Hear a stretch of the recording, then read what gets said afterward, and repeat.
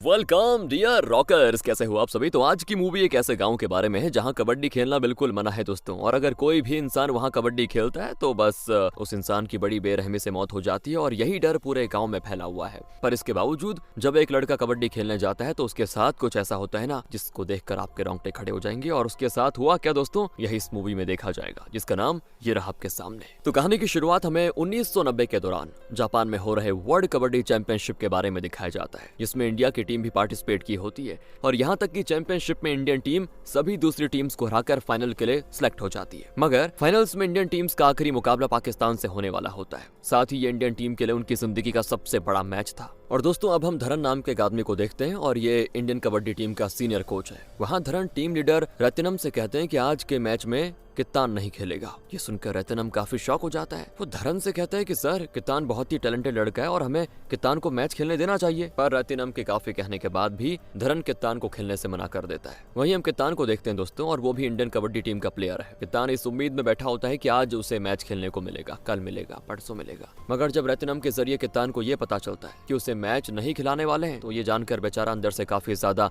निराश हो जाता है। और वैसे देखा जाए तो बहुत ही शानदार प्लेयर है दोस्तों कित्तान, लेकिन इसके बावजूद जानबूझकर कित्तान को नहीं खिला रहे होते हैं ये लोग। दूसरी तरफ कित्तान के पापा और सभी गांव वाले टीवी पर कबड्डी का मैच फाइनल देख रहे होते हैं और वो सभी लोग तो कित्तान के मैच खेलने के इंतजार में होते हैं कि हम उसको टीवी पर देखेंगे। थोड़े टाइम के बाद फाइनल मैच शुरू हो जाता है और हर बार की तरह इस बार भी कित्तान को मैच के बाहर बिठा दिया जाता है दोस्तों, जिस वजह से उसको अंदर से बहुत गुस्सा आता है कि क्यों हो रहा है मेरे साथ ये। साथ ही कित्तान के पापा भी ये देखकर काफी दुखी हो जाते हैं और वो बस अपने बेटे को एक बार इंडिया के लिए खेलते हुए देखना चाहते थे। यहाँ तक कि कित्तान की सांसों में भी सिर्फ कबड्डी बसा हुआ था। फिर मूवी चली जाती पास्ट में और हम पास्ट में कित्तान के बारे में देखते हैं दोस्तों। एक दिन कित्तान के स्कूल में प्रेयर चल रही होती है, पर उस समय कित्तान प्रेयर छोड़कर क्लास में बैठकर खाना खा रहा होता है और तभी एकदम से वहाँ पर स्कूल के पीटी सर रघु आ जाता है। जहाँ रघु कित्तान को क्लास में खड़ा देखकर अंदर बहुत ज्यादा गुस्सा होता है और कहता है कि आखिर तुम प्रेयर के समय यहाँ पे क्या कर रहे हो, तुम्हें इतना नहीं पता कि क्या करते हैं प्रेयर के समय। तो कित्तान सिर्फ इतना कहता है कि सर, मुझे बहुत जोरों की भूख लगी थी, बस इसीलिए मैं रोक नहीं पाया खुद को।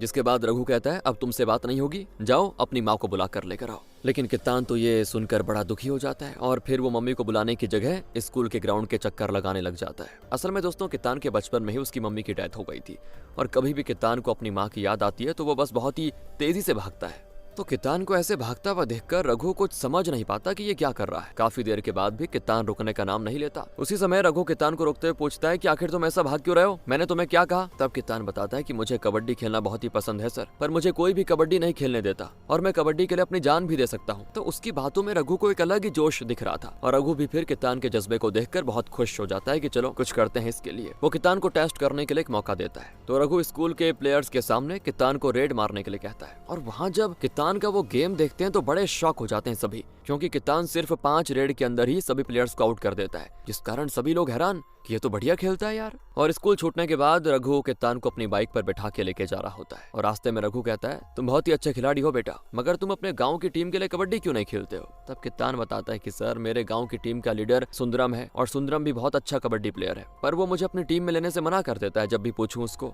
असल में दोस्तों वो क्या है ना, सुंदरम के परिवार और कित्तान के परिवार के बीच में काफी सालों से दुश्मनी चल रही है। असल में सुंदरम के पापा को भगवान की मूर्ति चाहिए थी जो कि कित्तान के पापा के पास रखी हुई थी, मगर कित्तान के पापा मूर्ति देने से मना कर देते हैं। इसीलिए उन दोनों के परिवारों में आपस में दुश्मनी हो गई और इसी वजह से सुंदरम कित्तान के पापा से नफरत करता था तब से। फिर रात के समय दोस्तों रघु कित्तान को एक दुकान पर खाना खाने के लिए लेकर जाता है और उसी दुकान पर रघु के गांव के भी 2 आदमी बैठकर खाना खा रहे होते हैं और तभी अचानक से वहां कुछ गुंडे आ जाते हैं। वो गुंडे दुकान में बैठे उन दोनों आदमियों को चाकू से मारने लगते हैं। कित्तान बहुत ज्यादा डर जाता है कि ये क्या कर रहे हैं और वो डर के मारे जल्दी से कोने में जाकर छुप जाता है। वैसे आज से पहले कित्तान ने कभी भी अपनी आंखों के सामने खून होते हुए नहीं देखा था और ये भयानक दृश्य जो उसने देखा था ना, वो चाहकर भी नहीं भुला पाता। जिसके बाद अगली सुबह पुलिस कित्तान और रघु से उस घटना के बारे में पूछताछ करती है कि क्या हुआ था, क्योंकि उस हत्या को होते हुए सिर्फ रघु और कित्तान ने ही देखा था। और जब पुलिस रघु से पूछताछ करती है उसी समय हम कित्तान और उसके पापा को देखते हैं। कित्तान के पापा का नाम वेलू स्वामी है दोस्तों। तो कित्तान तो सीधे अपने पापा से पूछता है कि आखिर वो कौन थे पापा, गुंडे कौन थे वो।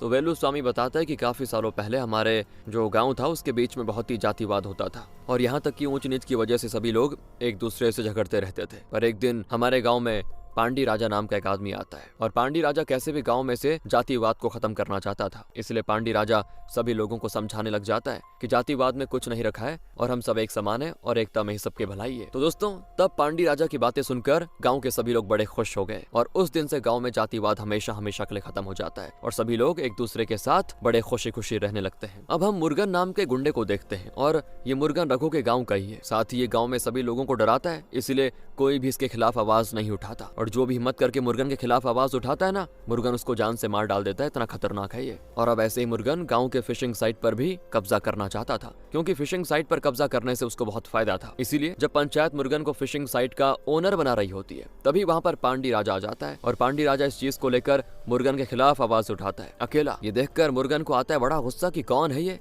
और तभी पंचायत खत्म होने के बाद मुर्गन पांडी राजा से जाकर कहता है कि अगर आज के बाद तुमने मेरे खिलाफ आवाज उठाई ना, तो मैं जिंदा नहीं छोड़ूंगा। लेकिन पांडी राजा मुर्गन की धमकियों से बिल्कुल नहीं डरता है और मुर्गन से कहता है वो, तुमसे डरने वाला नहीं हूँ मैं तुम्हें इस तरह गरीब लोगों पर अत्याचार नहीं करने दूंगा। और इसी बात को लेकर उन दोनों के बीच में लड़ाई हो जाती है दोस्तों, और उसी लड़ाई में पांडी राजा मुर्गन को जान से मार डालता है। दूसरी तरफ हम मुर्गन के छोटे भाई कांडा स्वामी को देखते हैं, जो मुर्गन की मौत से बहुत ज्यादा दुख में होता है। यहाँ तक कि कांडा स्वामी कसम खाता है कि वो पांडी राजा को मारकर दम लेगा। और दोस्तों, तब से पांडी राजा और कांडा स्वामी के गांव के आपस में ही दुश्मनी बहुत बढ़ जाती है और वो दुश्मनी अभी तक चल रही है। अब ये कहानी बताने के बाद दोस्तों, अभी सब कुछ प्रेजेंट में आ जाता है। पुलिस के जाने के बाद वेलू स्वामी रघु से कहता है कि सर, मैं आपके बेटे को कबड्डी नहीं खेलने दे सकता, क्योंकि कबड्डी की वजह से कई लोगों की जान गई है और मैं अपने बेटे को खोना नहीं चाहता। तो रघु तो वेलू स्वामी को समझाने लग जाता है कि ऐसा नहीं है। लेकिन तभी कित्तान की बड़ी बहन रवीना भी अपने पापा से कह देती है कि पापा, हम लोग कब तक डर कर रहेंगे और हमें कित्तान को कबड्डी खेलने देना चाहिए ना, नाम रोशन करेगा हमारा। और उन सभी के कहने पर फिर वेलू स्वामी कित्तान को कबड्डी खेलने की इजाजत दे देता है। इसके बाद तो कित्तान बड़ी जी जान से कबड्डी खेलने में मस्त हो जाता है। मगर अभी भी वेलू स्वामी को कित्तान की बड़ी फिक्र होती है दोस्तों, कि कहीं उसे कुछ हो ना जाए। और एक दिन कित्तान रघु सर के घर पे जाता है, जहाँ कित्तान को एक जंगली भैंस का बड़ा सा सर रखा हुआ दिखता है। और सर देखकर कित्तान कहता है कि ये तो मेरे भगवान काला मादन है, मुझे बहुत ही ज्यादा पसंद है। इसीलिए रघु कित्तान को वो सर दे देता है खुशी खुशी। हाँ दोस्तों, फिर कित्तान और वेलू स्वामी मिलकर उस सर को अपने भगवान के मंदिर में स्थापित कर देते हैं। और वहीं हम सुंदरम की बहन रानी को देखते हैं और रानी कित्तान से बहुत ही ज्यादा प्यार करती है दोस्तों, और कित्तान भी रानी से काफी प्यार करता है। फिर एक दिन वेलू स्वामी, कित्तान और रवीना बस में जा रहे होते हैं। उसी समय वेलू स्वामी की बकरी बस में बैठे मूर्ति नाम के आदमी के पैर पर सुसु कर देती है, जिस वजह से मूर्ति उस बकरी पर बहुत ज्यादा गुस्सा होता है। तो मूर्ति बकरी के मालिक वेलू स्वामी से कहता है कि क्या जब संभाल नहीं पाते अपनी बकरी को क्यों लेके आते हो बस में, तुम्हारी वजह से ये देखो पैर गंदा हो गया। तो फिर वेलू स्वामी माफी मांगता है, लेकिन माफी मांगने के बावजूद बार बार मूर्ति वेलू स्वामी की बेइज्जती कर रहा होता है और साथ ही वो गुस्से में वेलू स्वामी के ऊपर हाथ भी उठा देता है। ये देखकर कित्तान को बड़ा गुस्सा आता है कि ये आदमी कुछ ज्यादा ही बन रहा है और फिर वो मूर्ति को बहुत मारता है। इस तरह इनके बीच में खतरनाक लड़ाई हो जाती है और इसी लड़ाई में मूर्ति उस बकरी को जान से मार डालता है। और जब लड़ाई हो रही थी ना, तभी वहाँ पे कित्तान के गांव के लोग आ जाते हैं और फिर वो लोग मूर्ति और उसके आदमियों को मार मार कर वहाँ से भगा देते हैं। जिसके बाद वेलू स्वामी कित्तान को कसम देते हुए कहता है कि बेटा,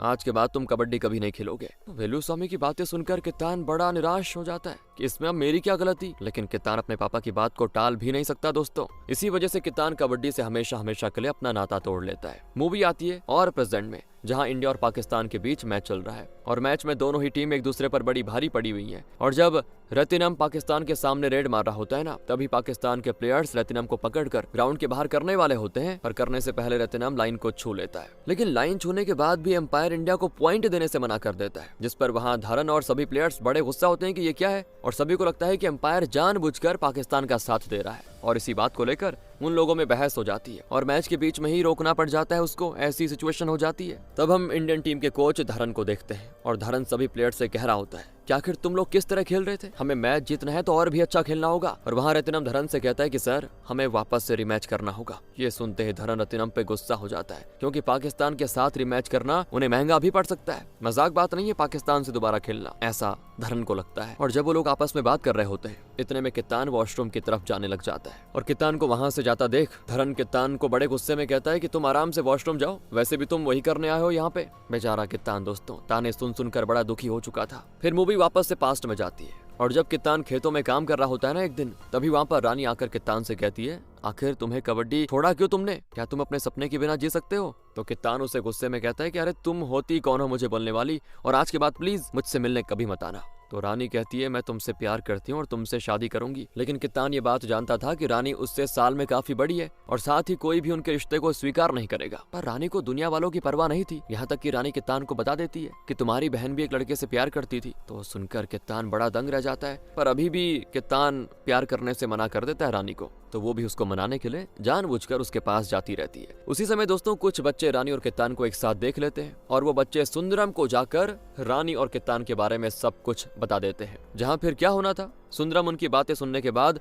अंदर से हो जाता है गुस्सा, लाल बिल्कुल कि छोड़ूंगा नहीं। हो जाता है सीधे गुस्से में वेलुस्वामी के घर तमाशा करने के लिए और साथ ही सुंदरम वेलुस्वामी की बहुत बेइज्जती भी करता है कि कैसा बच्चा है तुम्हारा, मेरी लड़की पे नजर डाल रहा है। तो वेलुस्वामी भी सुंदरम पर बड़ा गुस्सा होता है। इसी कारण उन दोनों के बीच में लड़ाई हो जाती है। तभी वहाँ पे आ जाता है कित्तान और जैसे कित्तान सुंदरम को अपने पापा पर हाथ उठाते हुए देखता है ना, गुस्से में वो भी सुंदरम को मारने लगता है। मगर सही समय पर वो तो गांव वाले आके लड़ाई को रुकवा देते हैं। दूसरी तरफ रवीना सच्चाई का पता लगाने रानी के पास जाती है और वहाँ रवीना रानी से पूछती है क्या तुम मेरे भाई से प्यार करती हो। तो रानी रवीना से हाँ कहती है और ये सुनने के बाद रवीना को अपने कानों पर यकीन नहीं हो रहा था दोस्तों, क्योंकि रानी सच में कित्तान से बहुत बड़ी थी उम्र में। और यही हमें पता चलता है कि बचपन से ही रानी और कित्तान एक दूसरे से प्यार करते थे और यहाँ तक कि एक बार कित्तान ने रानी की जान भी बचाई थी। पर उन दोनों के प्यार के बारे में किसी को भी पता नहीं होता। तो अब हम कित्तान को देखते हैं और वो रोड पर भागते हुए कहीं जा रहा होता है। अचानक से वहाँ पे रघु आ जाता है। वो उससे पूछता है तुम इतने दिनों से कहाँ थे, कबड्डी क्यों नहीं खेल रहे। तो कित्तान सब कुछ बताता है कि ऐसा ऐसा है आजकल, मुझे मेरे पापा ने मना किया कबड्डी खेलने के लिए, कसम भी दी है।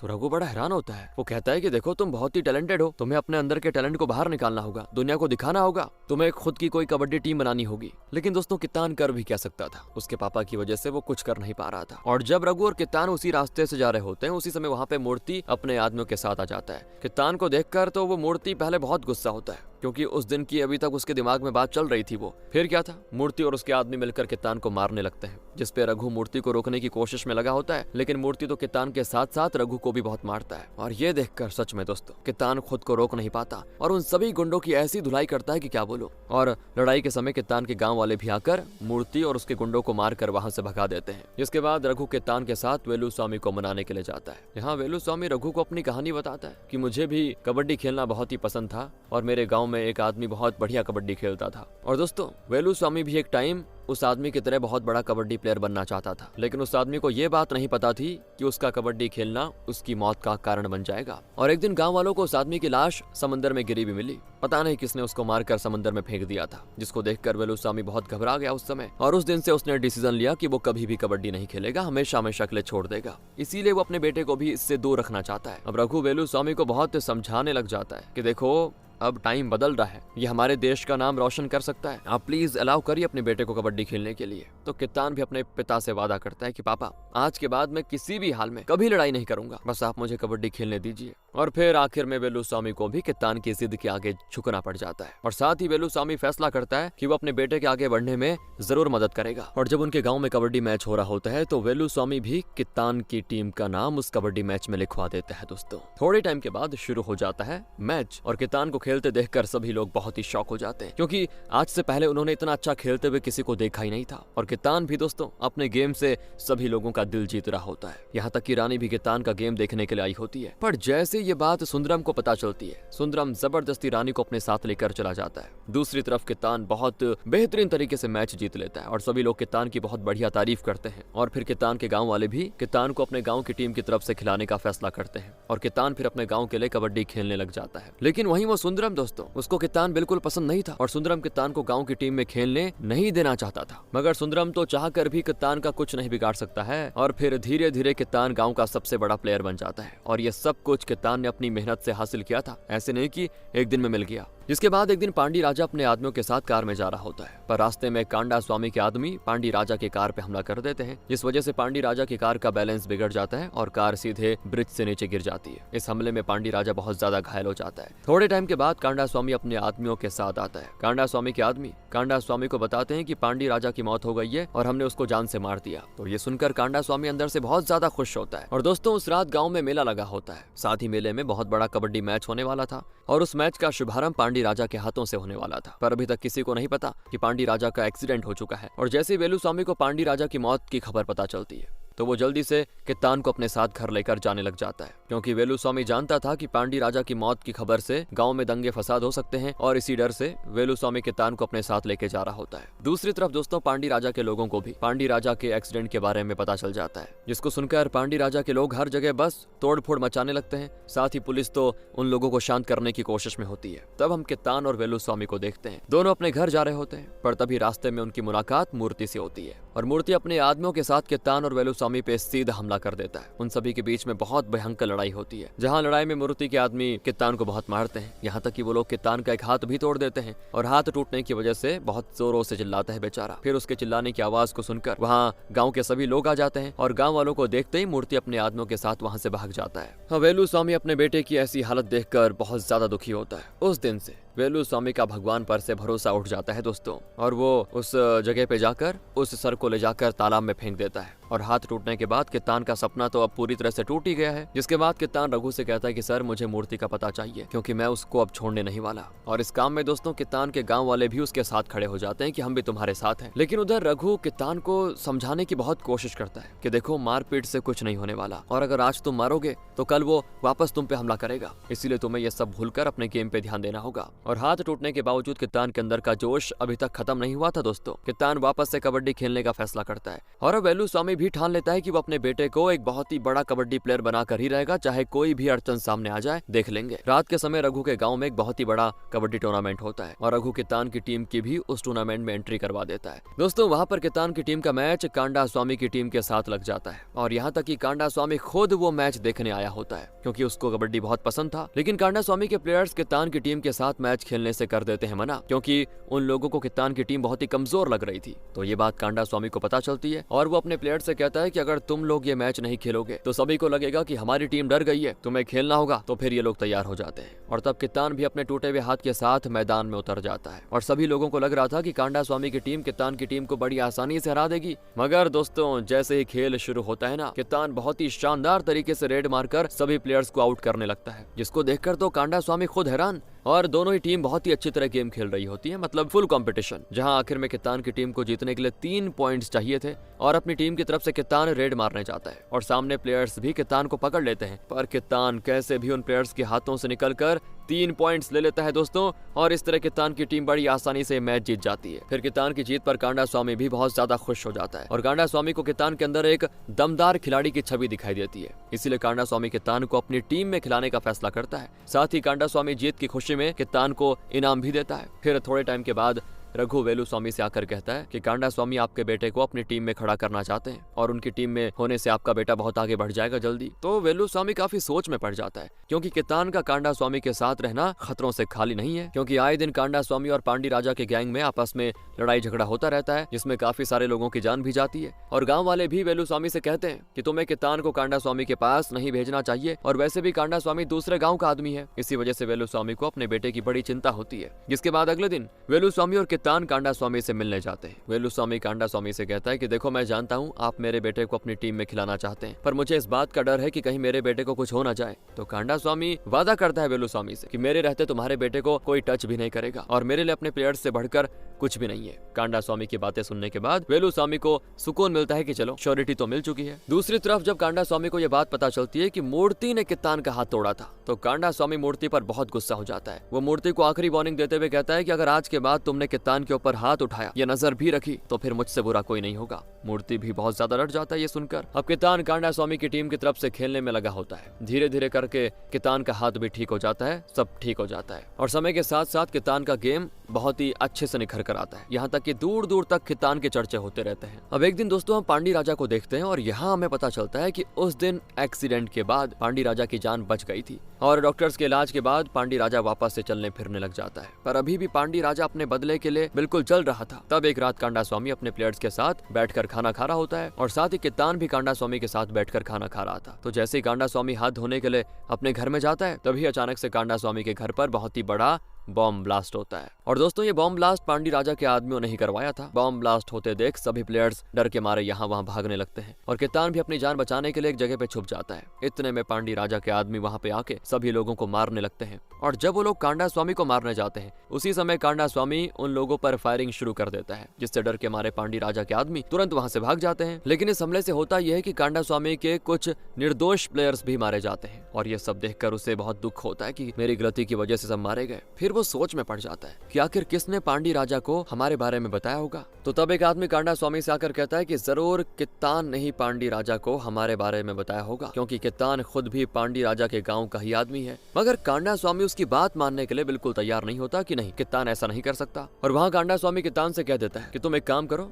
कुछ दिनों के लिए अपने घर चले जाओ। दोस्तों, कांडा स्वामी अपनी दुश्मनी की वजह से कित्तान की जान को खतरे में नहीं डालना चाहता था, इसलिए कह दिया उसने। जिसके बाद कित्तान निराश होकर अपने घर आ जाता है। और वो निराश इसीलिए था क्योंकि वहाँ सभी लोग कित्तान को शक की निगाहों से देख रहे थे। साथ ही कित्तान अपने पापा से कहता है कि आखिर मेरी क्या गलती है, सभी लोग पता नहीं मुझे क्यों गलत समझते हैं। इतना कहते कित्तान की आंखों में आंसू आ जाते हैं। दोस्तों, देखकर वेलुस्वामी भी जल्दी से कित्तान को शांत करता है कि बेटा चुप हो जा फिलहाल। पर अगले दिन कांडा स्वामी कित्तान को मिलने के लिए अपने पास दोबारा बुलाता है। वहाँ वो कित्तान से कहता है कि देखो, मैं जिस राह पर चल रहा हूँ वहां से मैं पीछे मुड़कर कभी नहीं देखूंगा, मगर मैं तुम्हें अपनी दुश्मनी का शिकार बनने नहीं दूंगा। और इसके बाद दोस्तों, कांडा स्वामी कित्तान का डिस्ट्रिक्ट टीम में सिलेक्शन करवा देता है, जिससे कित्तान आगे चलकर बहुत ही बड़ा प्लेयर बन पाए। और अब मूवी आती है और प्रेजेंट सीन में, और रतिनम धरन से कहता है कि सर हम लोग पाकिस्तान से रीमैच करेंगे और इस बार हमारी टीम में कित्तान भी खेलेगा। और रतिनम की बातें सुनकर धरन बहुत हैरान हो जाता है। धरन उससे कहता है कि अगर कित्तान की वजह से हम लोग ये मैच हार गए तो तुम्हें हमेशा हमेशा के लिए मैं टीम से निकाल दूंगा। तो रतिनम कहता है कि सर हम लोग नहीं हारेंगे, क्योंकि दोस्तों रतिनम को कित्तान के ऊपर बहुत भरोसा था। और फिर वो अपनी टीम के साथ पाकिस्तान को हराने की मस्त प्लानिंग बनाने में लग जाता है। यहीं से मूवी फिर पास्ट में जाती है और कित्तान डिस्ट्रिक्ट टीम में बहुत मेहनत से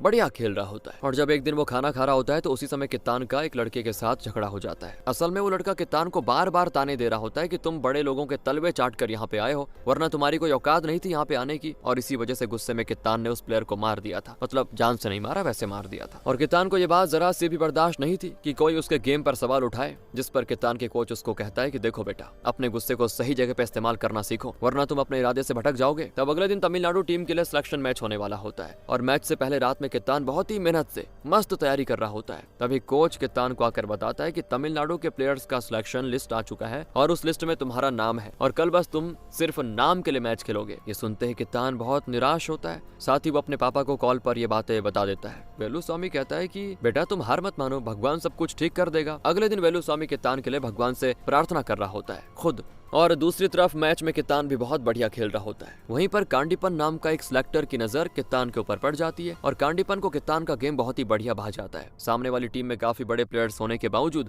कित्तान अपनी टीम को मैच जितवा देता है। और ये देखकर बस होना क्या था, सभी लोग कित्तान के लिए तालियों पे तालियां बजाते हैं। फिर रात के समय कित्तान अपने कमरे में बैठा होता है। तभी वहाँ पे कांडीपन अपनी बेटी पुष्पा के साथ आता है और उधर कांडीपन कित्तान से कहता है कि देखो, मुझे तुम्हारा गेम बहुत ही पसंद आया, इसीलिए मैं तुम्हें तमिलनाडु की टीम में ले जा रहा हूँ। जिसको सुनकर कित्तान को तो अपने कानों पर यकीन ही नहीं होता, उसकी मेहनत आखिरकार रंग ला रही थी दोस्तों। जिसके बाद हम रानी को देखते हैं और सुंदरम जबरदस्ती रानी की शादी किसी दूसरे लड़के से करवा देता है, मतलब तय कर देता है। जिस पर गांव वाले सुंदरम को काफी समझाते भी हैं कि कित्तान कितना बढ़िया लड़का है और बढ़िया तरक्की कर रहा है, तुम्हारी बेटी को खुश रखेगा हमेशा। लेकिन सुंदरम तो किसी भी बात को मानने से तैयार नहीं होता और अंदर ही अंदर रानी बहुत ही ज्यादा दुखी होती है। रानी फिर कित्तान से मिलने घर भी जाती है, पर वहाँ रानी को कित्तान दिखता नहीं। यहाँ तक कि रानी वेलुस्वामी से कह देती है कि मैं कित्तान के बिना जिंदा नहीं रह पाऊंगी। पर उसी समय सुंदरम आकर रानी को अपने साथ लेकर जाने लग जाता है। ये देखकर वेलुस्वामी को भी रानी पर तरस आता है, पर वो क्या कर सकता था, किसी और की बेटी है वो। लेकिन यहाँ कित्तान अपने गेम पर पूरा फोकस में होता है। कित्तान को कैसे भी इंडियन टीम में सिलेक्ट होना था,